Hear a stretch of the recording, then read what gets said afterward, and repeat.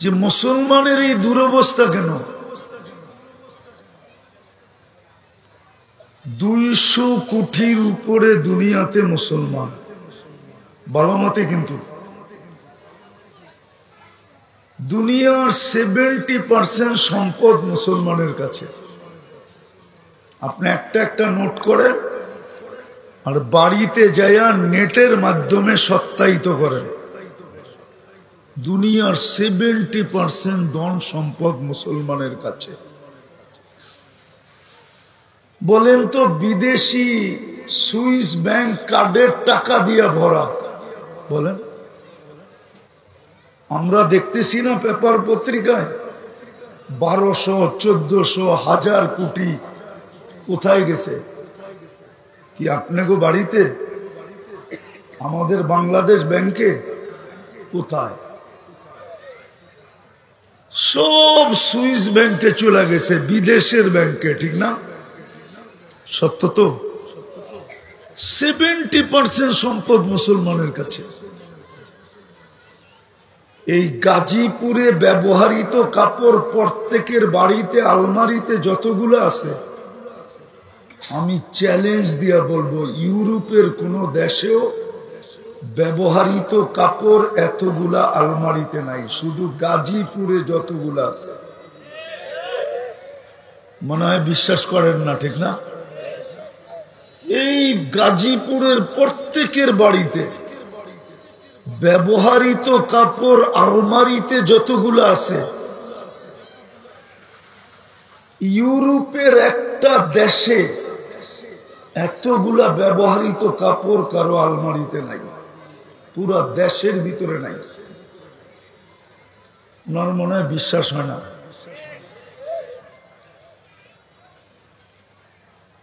যদি ব্যবহৃত কাপড় আলমারিতে থাকতো, তাইলে প্রত্যেক গলির মাথায়, প্রত্যেক রাস্তার 4 রাস্তার মোড়ে একটু পর পর পুরান কাপড় রাখার বক্স কেন থাকতো? জিজ্ঞাসা করেন ইউরোপে যারা গেছে, আমেরিকাতে যারা গেছে, কানাডায় যারা গেছে, অস্ট্রেলিয়ায় যারা গেছে, জাপানে যারা গেছে, জিজ্ঞাসা করেন।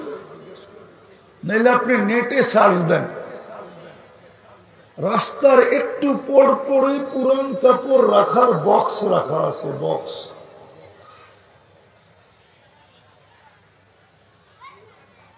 তাহলে পুরান আমাদের দেশে তো একটা বক্স নাই,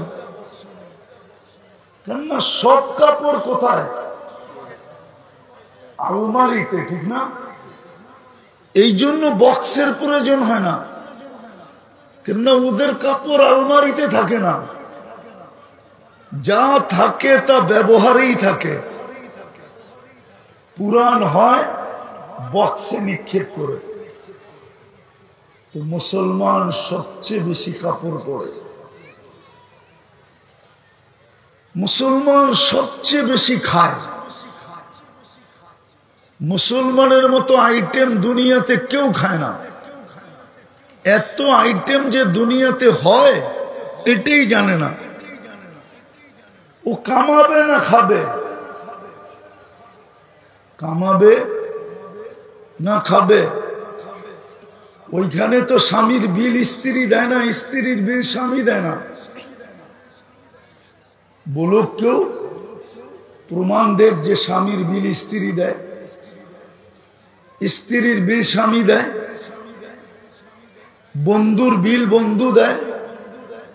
এইখানে তো 14 তারিখে শুধু ফুল দেয় না, গাজীপুরের হোটেলগুলা সব আগের থেকেই বুক থাকে।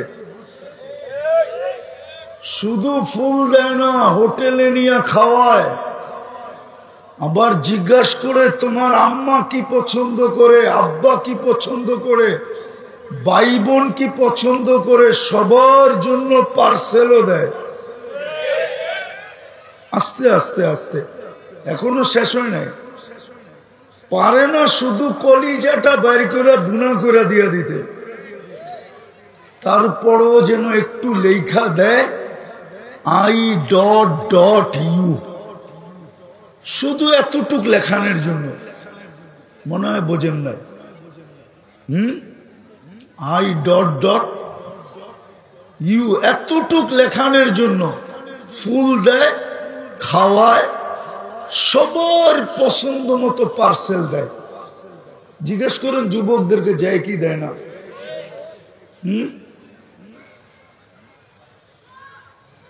ওই দেশে তো কেউ কারো বিলি দেয় না, যার যারটা শেষে দেয়।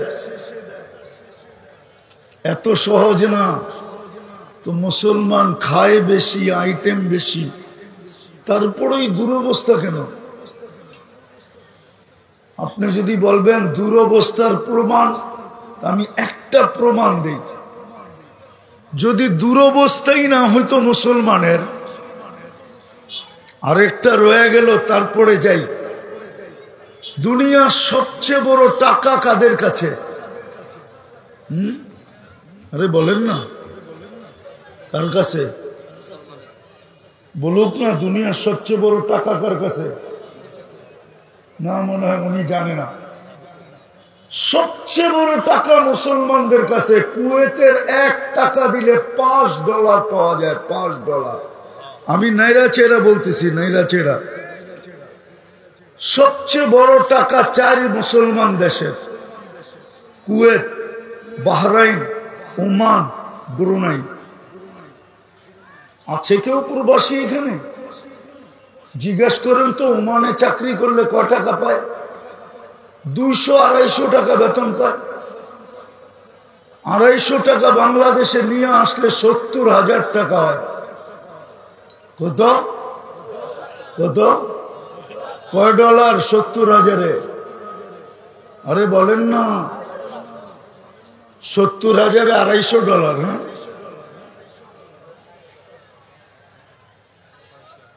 চুলের স্টাইল তো ওদের মতো, এই জন্যই এরকম বলে। কেননা চুল তো কাটে নেটে দেখা। চুল কাটে কিসে দেখা? তো যেটা বুঝাইতে চাইতেছিলাম, সবচেয়ে বড় টাকা মুসলমানের কাছে। তারপর এই দুর্দশা কেন? গত অক্টোবর থেকে আজকের অক্টোবর, নভেম্বর, দুইটা জাতিসংঘের সারা দুনিয়ার প্রধান রাষ্ট্রপ্রধানদেরকে নিয়ে দুইটা সম্মেলন হলো।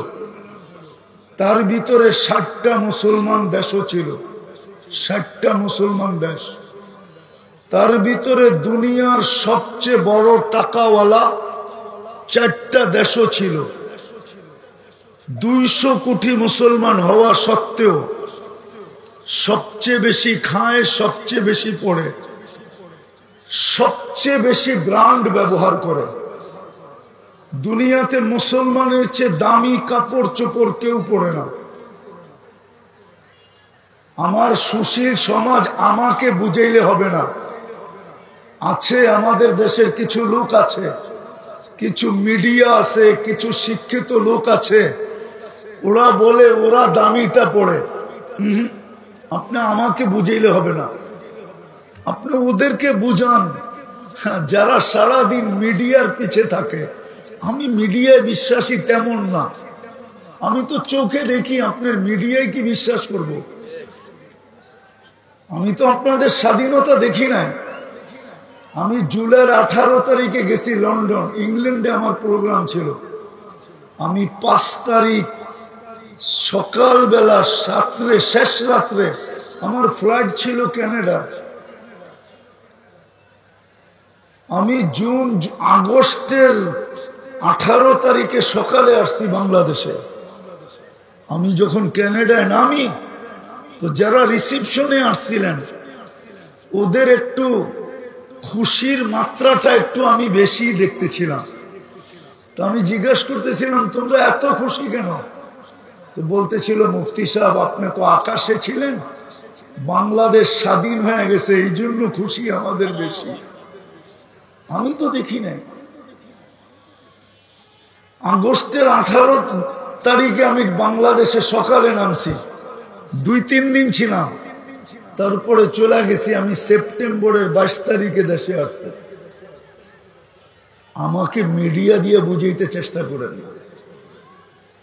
দুনিয়ার সবচেয়ে ব্র্যান্ডের কাপড় ব্যবহার করে মুসলমান।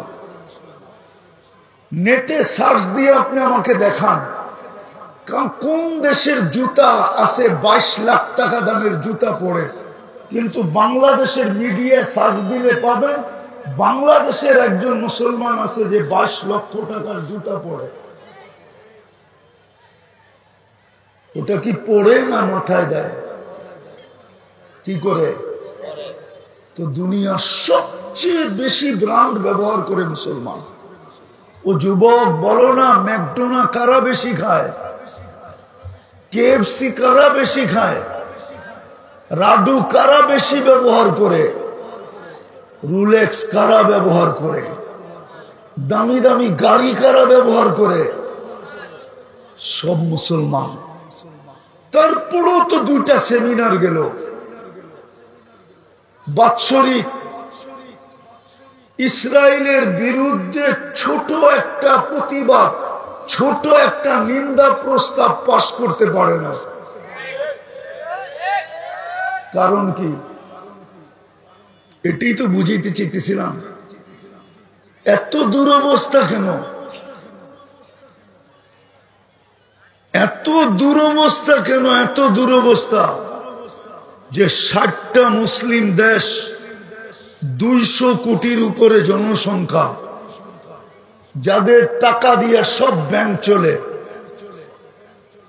আমি চিনি ইংল্যান্ডে আমি চিনি একটা ড্রাই ক্লিনার আছে, শুধু কাপড় ওয়াশ করে এক ফ্যামিলি।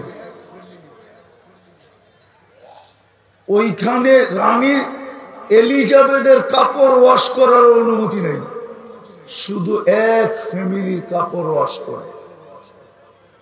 ইংল্যান্ডে ডেলি সকালে ফ্লাইটে কাপড় যায়, বিকালের ফ্লাইটে ওয়াশ হয়ে চলে আসে। হুজুর গমনের বিশ্বাস হয় না, নেটে সার্চ দেন, এখন পাবেন। চিনি আমি ওইটা। ইটালিতে চিনি আমি এক ফ্যামিলির জুতা তৈরি হয়, আর কারো জুতা ওইখানে এলাও নেই। ওটা মুসলিম ফ্যামিলি। তারপরেই দুর্দশা কেন? কেন দুর্দশা এরকম? আমার সমাজের তো 90% মানুষ পশ্চিমাদের চালচলনে অভ্যস্ত। 90% মানুষ আমাদের সমাজের, আমার জাতির, যাদের বিয়ে বলেন, শাদী বলেন, 14 তারিখ বলেন, 31st নাইট বলেন, সবকিছু, সাজ বলেন, গুজ বলেন, সবকিছুই তো পশ্চিমাদের আদলে, পশ্চিমাদের মতো। তারপরও ওরা আমাদের সাথে এত বিদ্বেষ রাখে কেন বলেন? আমাকে যুক্তি দিয়ে বুঝান। আমি যুক্তিতে বিশ্বাসী, চিল্লা চিল্লিতে বিশ্বাসী না। ওই মমিন সিংয়ের কথা, মেয়েরা অ্যালবাম কাইটটা অ্যালবাম ফাইলে অ্যালবাম, এটাতে আমি বিশ্বাসী না। আমাকে যুক্তি দিয়ে বুঝান। এই যুবকরা তো চুল কাটে নেটে দেখা, জিজ্ঞাসা করেন। 50 টাকার চুল কাটে এরা 700-800। স্কিন প্রথমে নেটে দেখে, তারপরে চয়েস করে, তারপরে স্ক্রিনশট দেয়, তারপরে সেলুনে নিয়ে যায়। যখন দেখায় তো সেলুনেরা ডাইরেক্ট বলে না, ওরও তো ব্যবসায়িক একটা নীতি আছে। ও প্রথমে পানি খায়, তারপরে ঢোক গলে, তারপরে বলে 700 টাকা। আর ও কি বলে? টাকার কোনো প্রশ্ন না, এই ডিজাইনে চুল চাই। বলো, এইখানে আছে চাঁদ রাত্রে, ঈদের রাত্রে 4 ঘন্টা সিরিয়ালে বসা থেকে চুল কাটায় 1000 টাকা দিয়া। জিজ্ঞাসা করে। কিন্তু ও যখন ইউরোপ যাইতে চায় তো 30 লাখ টাকা কেন চায়? ওর চুলের স্টাইল দিয়ে তো ভিসা দিয়ে দেওয়ার উচিত ছিল, ঠিক না? কি কও? যুক্তি তো এটাই বলে, ঠিক না? কিন্তু 30 লাখ চায় কেন? আমার দেশের যুবক সমুদ্রে কবর হয় কেন? আমি তো একজন চিনি না। চলেন, মনে উঠলো একটু শোনায় দিই। 2019 আমি লস এঞ্জেলিসে বসা ছিলাম, সকালের নাস্তার দস্তরখানে। তো দুটা ছেলে পাশে বসছে, চুলগুলা বিলকুল এলোমেলো, গায়ের কাপড়টা ময়লা, চেহারাগুলা মলিন। আমি জিজ্ঞেস করলাম, বাবা এটা তো আমেরিকা, হলিউডের জায়গা। হলিউড, লস এঞ্জেলিস কিন্তু হলিউডের জায়গা। চিনেন হলিউড? না, হুজুররা করতে চিনবো। হলিউডের জায়গা, তোর পোশাক আশাক চেহারা এমন কেন? তো বলতেছে, হুজুর বিকাল বেলা জেলের থেকে বাহির হয়ে আসছি, আমাদের আপনজন বলতে কেউ নাই এখানে, খুঁজতে খুঁজতে তাবলিগের মার্কাজে চলে আসছি। আমি বললাম, জেলে গেলে কেন? বলছে, মেক্সিকো দিয়া ঢুকতে ছিলাম, তো পুলিশের হাতে পড়ে গেছি, জেলখানায় নিয়ে গেছে, 3 মাস পরে বাহির হইলাম। কেস চলতে থাকবে, যদি জিততে পারি তাইলে থাকতে পারবো, নাহলে চলে যেতে হবে। তা আমি বললাম, তুমি মেক্সিকো দিয়ে আসলে কি করে? মেক্সিকো কোথায়, বাংলাদেশ কোথায়? তো বললো, আমি প্রথম ভেনিজুয়েলায় আসছি, আরো 8 থেকে 10টা দেশ টপকাইতে টপকাইতে আমি মেক্সিকো দিয়ে ঢুকছি। জিজ্ঞাসা করলাম, কত টাকা দিয়ে আসলে? বললো, হুজুর 25 লক্ষ টাকা। ভালো মতে শুনেন কিন্তু, সামনে মজারটা সামনে। আমি বলতেছিলাম, তোমরা দুইজনই ছিলে? বলছিল, না আমরা টিম ছিলাম। আমি জিজ্ঞাসা করলাম, বাংলাদেশি কয়জন ছিল? যে আমরা এই টিমে 3 জন ছিলাম। আমি জিজ্ঞেস করলাম, আরেকজন কোথায়? ওরা যে চোখ দিয়ে পানি পড়তেছে, আমি তো খাইতেছি আর জিজ্ঞেস করতেছি, এটা আমি খেয়াল করি নাই। পরে যখন তাকাইছি তো দেখতেছি চোখ দিয়ে পানি পড়তেছে। আমি জিজ্ঞেস করছি, কাঁদো কেন? বলছে, হুজুর অনেক দিন একসাথে ছিলাম, তো ও মেক্সিকোর জঙ্গলে হারায় গেছে, জানি না ওর পরিণতি কি করছে।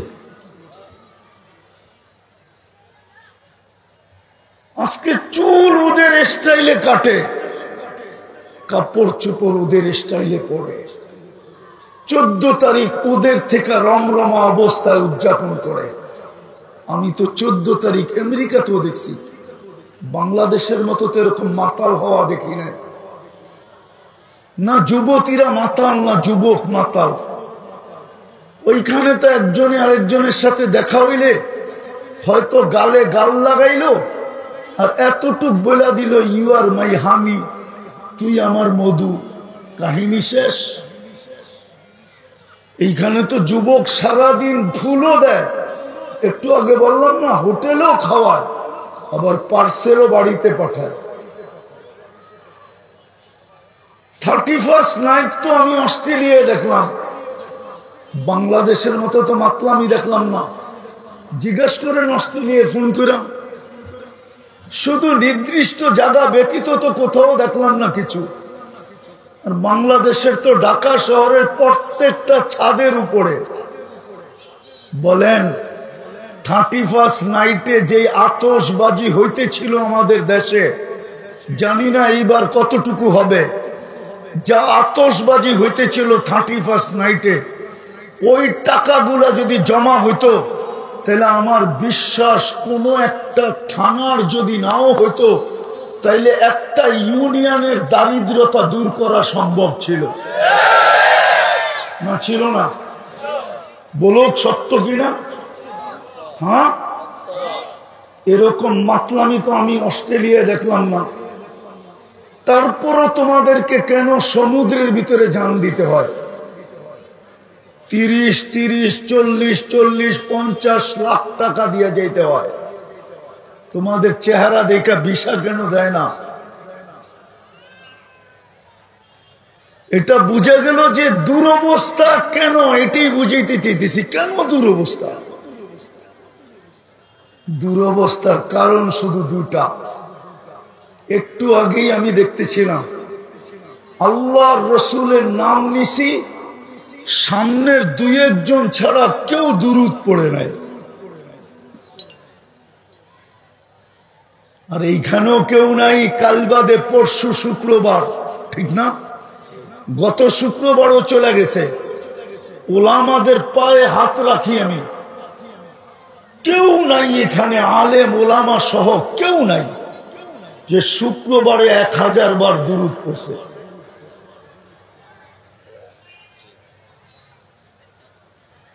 সামনের মজমায় কেউ নাই যে গত শুক্রবারে 200 বার দুরূদ পড়ছে। কোন যুবক নাই যে 10 বার দুরূদ পড়ছে, 10 বার। সামনে কেউ নাই যে ডেলি 200 বার আল্লাহ বলে, 200 বার আল্লাহ। কি একজন যুবক নাই যে ডেলি 10 বার আল্লাহ বলে, 10 বার। ও যুবক, তোমাকে যৌবন দিয়া সাজাইছে কে? তোমাকে যদি যৌবন দিয়া না সাজাইতো তো কেউ তোমাকে দেখা মুস্কি হাসি দিত? বলো, আজ পর্যন্ত তৃতীয় লিঙ্গকে দেখা কে চোখ টিপি দিছে? দিলেও ওরকম একটা তৃতীয় লিঙ্গ আলাই দিছে। দিলেও কে দিছে? কে দিছে? ওরকম একটা তৃতীয় লিঙ্গ আলা দিছে।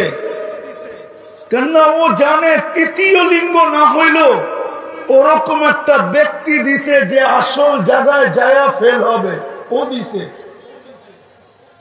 আসল জায়গায় গেলে ও ধরা পড়া যাবে যে এইটাও তো তৃতীয় লিঙ্গ না হইল তৃতীয় লিঙ্গের কাছাকাছি।